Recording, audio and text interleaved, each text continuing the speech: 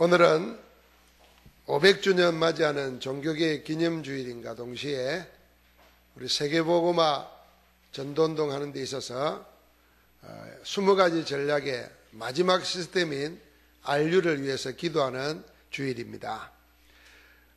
신학교가 개혁되어야 되고 신학교육이 개혁되어야 진정한 종교개혁이 완성이 됩니다. 그런 의미에서 RU주일과 종교개혁 기념주일은 함께 의미가 있다고 생각합니다.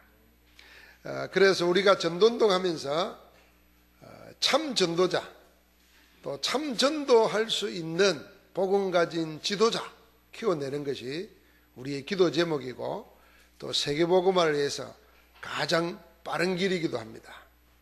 자, 우리 모든 전도자들이 함께 생각해야 될 것은 뭐냐면은 교회사와 성경의 역사를 통해서 위기 때마다 하나님은 언약 가진 자를 세워서 그 위기를 통해서 하나님의 계획을 이루셨다는 것입니다. 그런 의미에서 우리 개인이나 우리 가정이나 교회나 부닥쳐오는 모든 위기는 전부 다 하나님의 계획을 이루는 기회가 됩니다. 사람은 어려운 거 당하는 거, 힘든 일 당하는 거, 위기 당하는 거, 그거 안 당하고 사는 것이 참 복된 인생이다 이렇게 생각합니다. 그럴 것 같으면 성경에 하나님께서 택한 백성들에게, 택한 사람들에게 위기를 안 줘야 되는 거죠. 그런데 위기 때마다 하나님은 택한 자를 통해서 그 위기를 해결하시고 하나님의 증거를 나타내 보이신 겁니다.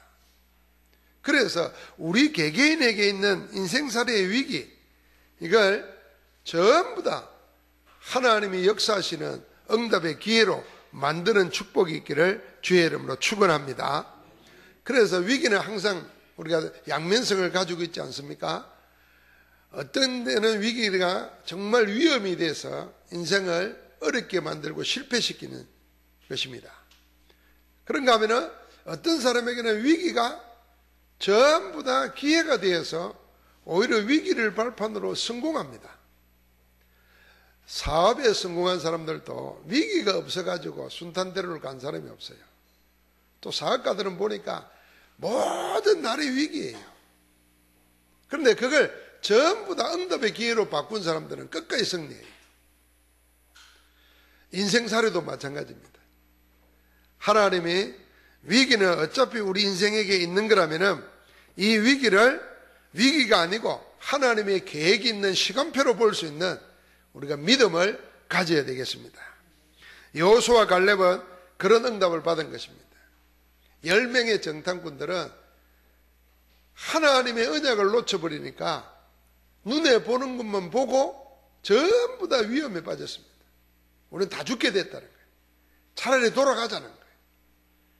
그 지도자들이 가지고 있는 믿음이 이스라엘 전체를 불선하게 빠뜨렸습니다. 밤새도록 통곡하면서 마지막 내놓는 결론이 뭐냐면은 하나님 원망하는 거였습니다. 그때 여호수아 갈렙이 옷을 찢으면서 나왔습니다. 하나님이 우리와 함께 하면은 우리가 그들의 밥이 아니다. 그들이 우리의 밥이단 말이에요. 위기 때에 나머지 10명뿐만 아니라 온 이스라엘이 전부 다 하나님 원망하고 반대하는데 여호수아 갈렙만이 믿음을 고백을 했어요. 숫자적으로 말하면 맞아 죽을 수 있는 겁니다. 비난 받을 수 있습니다. 그런데도 그 위기를 언약 붙잡고 하나님 바라봤습니다. 그러니까 하나님께서 여호수아 갈렙의 믿음 때문에 이스라엘 백성들을 살리시는 겁니다. 하나님은 늘 그렇게 하셨습니다. 그래서 우리가 위기는 하나님의 시간표라는 것을 알고 그 한가운데서 전부 다 응답받은 사람들의 언약을 붙잡아야 됩니다. 이스라엘의 역사에 크게 나누면은 7시대가 있습니다. 이 7시대가 전부 다 7번 크게 재앙받는 시대입니다. 그게 요셉 시대 때부터 시작해가지고 저 초대교회 사도 바울이 활동하던 로마 속국된 시대까지 7번이나 재앙을 당했습니다. 강대국에 의해서, 애굽에 의해서, 블레셋에 의해서, 바사 제국에 의해서 계속 어려움 당했습니다. 바벨론에 어려움 당하고. 그런데 그 재앙 시대 때마다 하나님께서는 남은 자를 일으켜 가지고 역사를 뒤집었어요. 그래서 역사를 주관하시는 네가 누구냐? 하나님이다 하는 것을 보여주는 게 성경입니다. 우리가 성경을 잘못 이해하면 하나님을 위해서 인간이 어떻게 살았는가, 어떤 열심으로 했는가, 어떻게 하나님을 기쁘게 했는가, 그걸 말하는 책이 아니에요. 성경은 하나님이 우리 인생을 위해서 어떻게 역사를 주관하시고 움직이시고 지금도 다스리고 계시냐, 그걸 말하는 겁니다. 그래서 성경을 보면 하나님을 만날 수 있어요.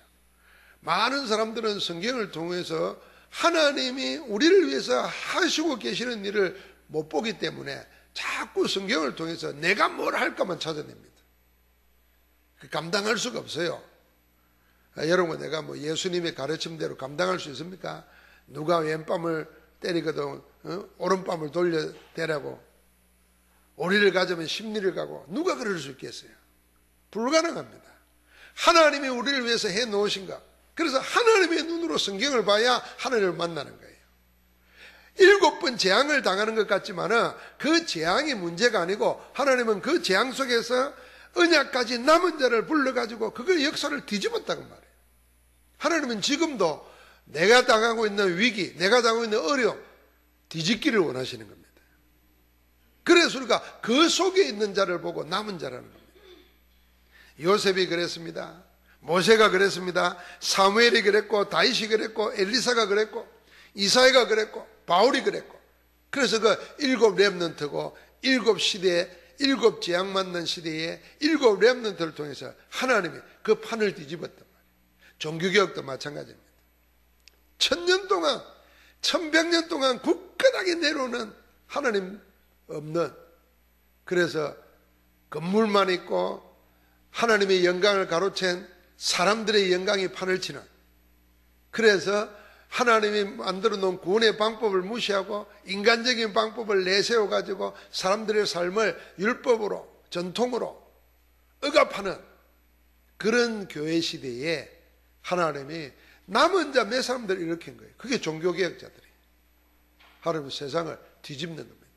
종교개혁이라는 말은 종교만 개혁시킨 게 아니고, 종교가 개혁됨으로써 유럽을 비롯해서 전 세계 흐름이 바뀌어졌습니다. 하나님께서 시대마다 그랬는데, 이 사람들의 특징이 뭐냐면은, 요셉을 보면은 전부 다 어려움 당할 때 하나님의 계획을 붙잡았다는 겁니다. 감옥에 들어갈 때, 우리가 감옥 들어간다 생각해 보십시오. 벌써 그것만 생각해도 주눅 들고 힘들고 괴로울 텐데, 요셉은 뭔 생각했냐면, 하나님이 드디어 보디발의 집에서 나를 나가게 하는구나, 노예살이에서 나를 나가게 하는구나.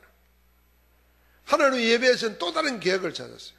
거기 보니까 거기가 정치인들이 있는 곳이, 정치를 배우게 하는 곳이라 하나님의 계획을 잡은 겁니다.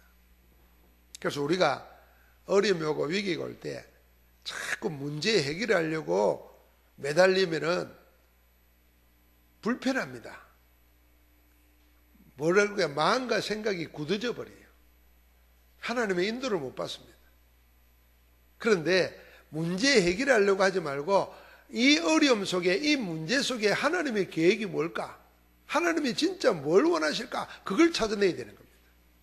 그러면 문제 해결될 뿐 아니라 안 돼도 그 문제가 문제되지 않습니다. 그만큼 업그레이드 되는 거예요. 신앙이 업그레이드 됩니다. 자, 우리가 문제가 있는데 이 문제가 해결이 되면은 좋다고 생각하잖아요. 근데 해결되는 것보다 더 좋은 건 뭐예요? 문제는 그대로 있는데 그게 내게는 문제가 안 돼버려야 돼요. 그럼 그만큼 내가 영적으로 성장했다는 거예요. 맨날 똑같은 문제가 늘 반복되고 그 문제 해결하고, 그건 영적으로 정체되어 있는 겁니다. 어린아이에게 무슨 무거운 짐을 지라 그럴 때 이 성경책 들기도 처음에 힘들 거예요. 근데 나중에는 뭐 사과 박스도 들 수 있게 되잖아요. 그건 그만큼 내가 힘이 생기고 성장했다는 거예요. 늘 조그마한 책 하나 드는 게 힘이 들어가지고 있으면 안 되는 거죠. 요셉은 그걸 본 겁니다. 모세도 그랬습니다. 모든 사람이 전부 다 뭘 붙잡았냐면 환난과 위기 속에 큰 어려움 속에 심지어는 골리앗 앞에서도 심지어는 귀신 들려가지고 악신 들려서 고통당하는 사울왕 앞에서도 다윗은 어떻게 했습니까? 하나님의 계획을 찾았던 겁니다. 그래서 사울왕과 싸우지 않았어요. 왜요? 영적 문제 가진 자니까 악신에 잡혀서 그러는 거니까 그걸 도와준 겁니다. 골리앗 앞에 가서는 승리했습니다. 그러니까 우리에게 늘 싸움 두 가지가 있다니까요. 다윗에게 있는 싸움처럼 사울왕과의 싸움이 있고 골리앗과의 싸움이 있어요. 골리앗과의 싸움은 쉬운 겁니다. 왜요? 이거는 하나님을 모독하는 자니까 하나님 이름으로 나아가서 이기면 되는 겁니다. 그런데 사울왕은 자기 장인이요. 하나님이 기름 부어 세우는 종이라. 지금 악신 들려서 고통당하지만은 하나님이 기름 부어 세웠어요. 그런데다가 한 나라를 하나님이 맡겼어요. 하나님의 나라를. 이스라엘을. 그런데 개인적으로는 자기 장인이라. 그런데 그 사람이 자기를 죽이려고 막 하는 겁니다. 그래서 다윗이 볼 때는 싸울 수가 없어요. 대항해서 골리앗처럼 죽일 수가 없어요. 하나님의 나라의 왕이지요. 기름 부은 세운 종이지요. 자기 장인이지요. 그런데 하나님의 언약을 놓치고 악신 들리니까 그걸 피해 다니면서 하나님의 시간표를 보는 겁니다. 하나님이 정리할 때까지 기다리는 겁니다. 우리가 두 가지 싸움을 잘해야 됩니다. 싸워야 될 싸움이 있고 싸우지 않고 끝까지 이겨내야 될 싸움이 있어요. 이 싸움에서 다윗은 승리한 겁니다. 왜? 뭘 알았기 때문에? 하나님의 계획이 뭔지를 알았기 때문에. 우리 모두가 하나님 앞에서 일곱 재앙 시대를 언약의 증거 있는 시대로 만들어버린 일곱 렘넌트처럼 어려움 속에서 뭘 찾느냐? 하나님의 계획을 찾아야 됩니다. 분명히 역사의 주인공은 하나님이십니다. 이 역사를 움직여 가는데 내게 좀 어려움이 왔다. 그 어려움 속에서 하나님이 나를 통해서 하시고자 하는 게 뭘까? 그걸 찾는 겁니다. 그래서 우리가 신앙생활을 하면은 막 분위기 따라 하면 큰일 납니다. 막 분위기 따라서 확 하고 그게 내 믿음이 아니에요. 분위기 따라 하지 말고 하나님의 말씀 가지고 하나님이 나를 향한 계획이 뭔가를 늘 질문하고 말씀 속에서 늘 찾아내고 거기에 작은 결단을 하고 헌신을 할 때 하나님의 역사는 어마어마하게 크게 나타나는 거예요. 바벨론 시대에도 마찬가지입니다. 이스라엘이 나라가 망해가지고 완전히 망했습니다. 성전은 허물어지고 왕이 눈이 뽑히고 백성들이 빨가벗겨가지고 포로로 끌려갔어요. 70년을 지내야 했습니다. 그런데 하나님이 이 이후에 우리를 돌아오게 하신다 하는 언약을 붙잡고 끝까지 믿음 지킨 사람들이 있어요. 그게 다니엘과 다니엘의 친구 3명과 에스더, 학개, 스룹바벨 이런 인물들이었어요. 우리나라도 일본 밑에 36년 동안 식민지로 있었잖아요. 초창기 때는 막 독립선언을 하고 초창기 때는 독립운동을 하다가 나중에는 거의 변절된 사람들이 많아요. 변절된 사람들. 그 사람들의 기록을 보면은 한결같이 친일받은 변절된 사람이다. 전부 다 이게 뭐냐 하면은 우리나라는 해방 안 되고 그대로 그냥 일본의 식민지로 영원히 갈 것처럼 도저히 해방할 기미가 없었다고 생각했다는 거예요. 그래서 살자고 계속 일본으로 일본 제국주의 식민지가 된다면 나와 내 가정, 가문 살리려면 거기 붙어 살아야 될 거 아닌가? 그래 변절했어요. 그 훌륭하고 똑똑한 사람들이 딱 모르는 게 뭐냐면 역사의 주인이 누군지를 모르는 거예요. 나라가 완전 망해버렸다니까. 자랑하던 그 성전이 허물어져 버렸어요. 희망도 없습니다. 그런데 하나님이 세우는 남은 자들은 뭐였냐면 하나님이 언약을 우리에게 준 언약을 성취하기 위해서 다시 돌아오게 한다. 그 언약을 붙잡으니까 70년의 절망 속에서 뭐 했냐면은 하나님의 언약 붙잡고 믿음을 지킨 겁니다. 그래서 다니엘과 세 친구들은 아예 절하지 않겠다고 그랬어요. 증거를 보이는 겁니다. 에스더는 죽음을 각오하고 왕 앞에 나가는 겁니다. 우리도 그래야 됩니다. 우리가 살아가면서 눈앞에 있는 것만 보면은 맞춰 살기 쉬워요. 그래서 분위기 따라가고 환경 따라가고 사람 따라가고. 그러나 환경이나 분위기나 사람이 내 인생을 주관하고 내 역사를 주관하는 게 아닙니다. 하나님이 주관하시는 겁니다. 그래서 하나님의 말씀 속에 하나님의 계획이 어디 있느냐 그걸 붙잡아야 되는 겁니다. 그러면 믿음이 크고 강하고 그런 필요 없어요. 하나님이 결코 그렇게 하신다는 게 내 인생을 드리는 거예요. 그게 다른 사람이 볼 때는 믿음으로 보이는 거예요. 믿음이 무슨 뭐 강하고 그런 필요 없어요. 앞으로 하나님이 하실 일이 분명하면 거기에 나를 드려야죠. 여러분이 알든 우리가 뭐 저는 주식 투자 안 해봐서 모르겠습니다만 될 때다가 돈 투자하는 거 아닙니까? 이게 될지 안 될지 모르겠다 그러면 그 도박하는 거잖아요. 하나님의 역사를 하나님이 주관한다 생각하면 당연히 하나님께 내 인생을 드려야 되는 거지. 그게 어렵단 말입니까? 어렵지 않은데 우리가 언약에 대한 하나님의 말씀의 능력에 대한 복음의 능력에 대한 확신이 없으니까 자꾸 눈에 보이는 거 따라가는 겁니다. 하나님께서 오늘 우리에게도 위기 속에 들어가서 그 위기를 하나님의 증거 보이는 기회로 만든 믿음의 사람들처럼 성령으로 인도받는 충만한 인생 되기를 주의 이름으로 축복합니다. 로마 시대 때도 마찬가지였습니다. 안디옥 교회가 환란이 일어났을 때 그 사람들이 전부 다 숨어들거나 도망친 게 아니지 않습니까? 하나님의 시간표를 따라서 복음을 전하러 안디옥까지 내려간 겁니다. 안디옥은 대단한 도시였습니다. 그 큰 도시에 가서 조용조용하게 말씀 운동했는데 스데반의 환란으로 인해서 오히려 더 큰 응답이 나타납니다. 그래서 안디옥 교회를 통해서 하나님의 시간표가 되니까 세계 선교사를 내보내고 곳곳에 전도 운동이 일어납니다. 그 가운데 하나님이 예비된 자 바울입니다. 마게도냐로 로마로 언약 가지고 나아가는데 아무도 막을 수가 없습니다.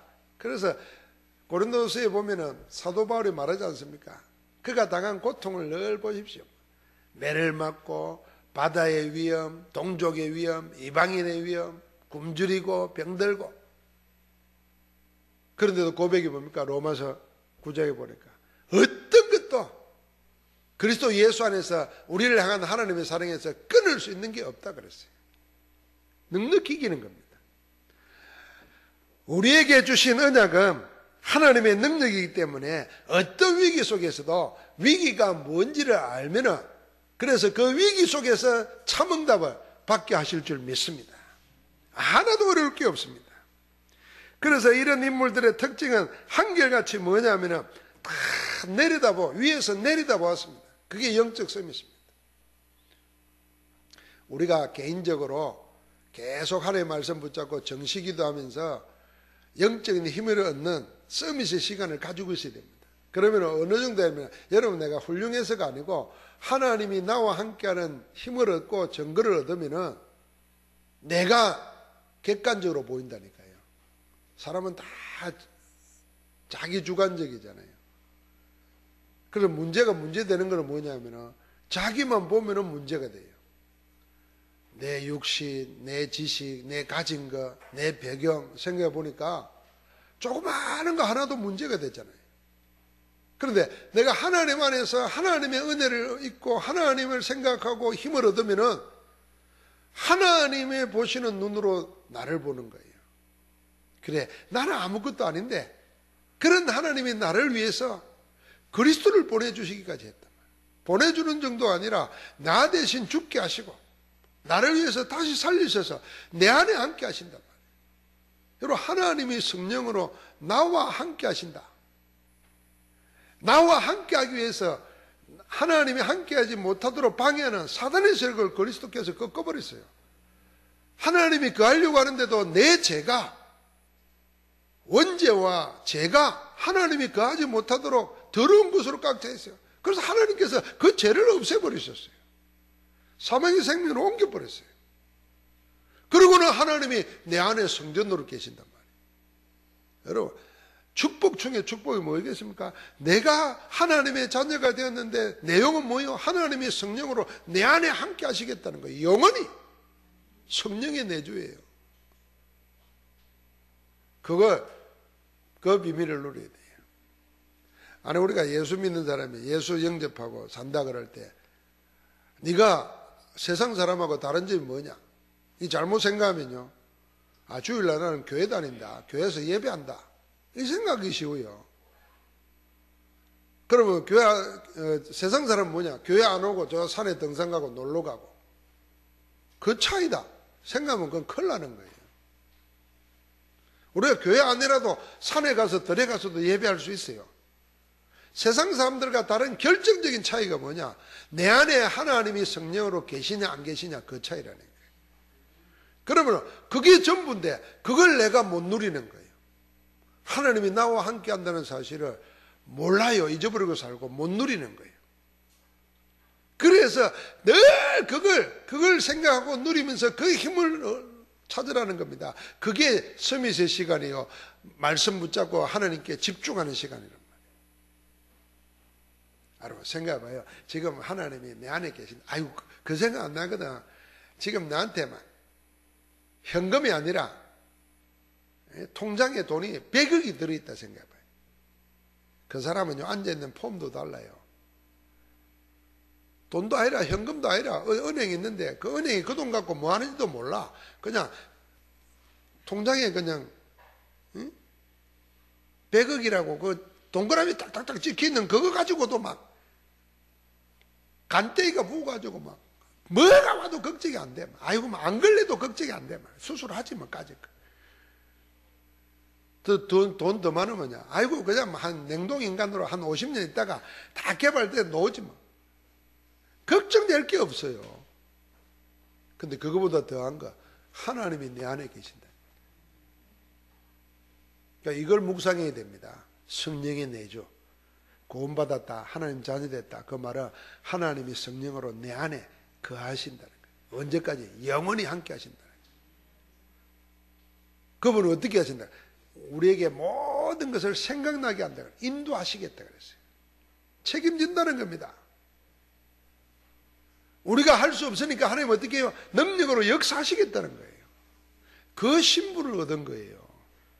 그걸 계속 누려야 돼요. 그 렘넌트 7명과 바벨론 시대, 로마 시대에 살았던 전 언약의 사람들은 전부 다 뭐였냐면 어려움이 없었던 게 아니고 어려움 투성이었어요. 아예. 위기 속에 들어갔어요. 그런데도 그 축복을 누린 겁니다. 그러니까 다니엘 보십시오. 굶주린 사자 속에 들어가서도 그 축복을 누리는 거예요. 하나님이 함께하는 축복. 그러니까 그 사람에게 오는 것은 모든 하는 일들이 증거가 오는 겁니다. 오직 유일성, 재창조의 응답의 증거가 오는 거예요. 그게 기능 서밋입니다. 영적 서밋과 기능 서밋이 되면 자연히 자기 주의를 다 살립니다. 그게 문화 서밋이에요. 우리가 서밋이란 말 알아야 됩니다. 내가 최정상에 있었다, 그 말이 아니고 그 영적 상태를 가지고 있어야 됩니다. 그 영적 상태가 되면 어떤 일이 생기겠습니까? 문제가 안 되는 거예요. 그런데 내가 뭔 일을 해야 되겠다, 이 문화를 바꿔야 되겠다, 그러면 그건 서밋이 아니에요. 그건 오기지. 어떻게 바꿔요? 못 바꿉니다. 내가 영적 힘을 얻고 하나님 앞에 기능의 응답을 받고 있으면 당연히 뭐합니까? 가는 데마다 살리는 역사가 일어나는 거예요. 메마른 곳에 물이 들어가면은 자연히 죽었던 땅이 살고, 땅이 살면은 거기 있는 식물이 어디에서 심어놨는지 모르는데 살아나요. 그러니까 물이 흐르게 해야 돼요. 마찬가지입니다. 어둠이 있는 곳에 선풍기 돌리고 뭐 굿하고 안 돼요. 그냥 불 켜면 돼요. 그런데 생명의 생수의 강이 흘러넘치는 그리스도가 내 안에 계시고 참빛 되시는 그리스도가 내 안에 있으니까 우리가 일어나 빛을 발하기만 하면 되는 거예요. 그 축복 속에 있는 겁니다. 그래서 지금 우리한테 있는 어려움이나 지금 우리한테 있는 위기나 이런 걸 두려워하거나 염려하거나 근심하거나 불신앙하지 말고 그 속에 하나님의 숨겨둔 계획이 있고 그 계획을 이루시기 위해서 나를 남은 자로 하나님이 지금 나와 함께 하신다. 내가 지금 해야 될 게 뭐겠는가? 그 하나님의 언약을 붙잡고 하나님이 주시는 힘을 얻는 것이다. 그게 예배고 기도입니다. 그 힘 주실 때까지 기다리는 것이다. 그게 우리 신앙입니다. 하나님의 응답 주어지면 뭐 하느냐? 그냥 가는 겁니다. 그냥. 뭐 하나님이 하나님 일을 하실 줄 믿습니다. 그 축복 속에서 승리하기를 주의 이름으로 축원합니다. 하나님 감사합니다. 우리에게 밀어닥치는 모든 위험과 위기 속에서도 하나님의 계획과 붙잡고 기도하는 가운데 하나님이 나와 함께하는 증거를 먼저 누리는 영적 서밋이 되게 하여 주옵소서. 영적 서밋이 되어서 하나님이 나에게 주신 달란트를 가지고 참 증거 얻게 하시고 가는 데마다 살리는 응답의 주역이 되게 하옵소서. 그 일을 계획하시고 우리 속에서 이루고 계시는 우리 주 예수 그리스도 이름으로 기도하옵나이다. 아멘.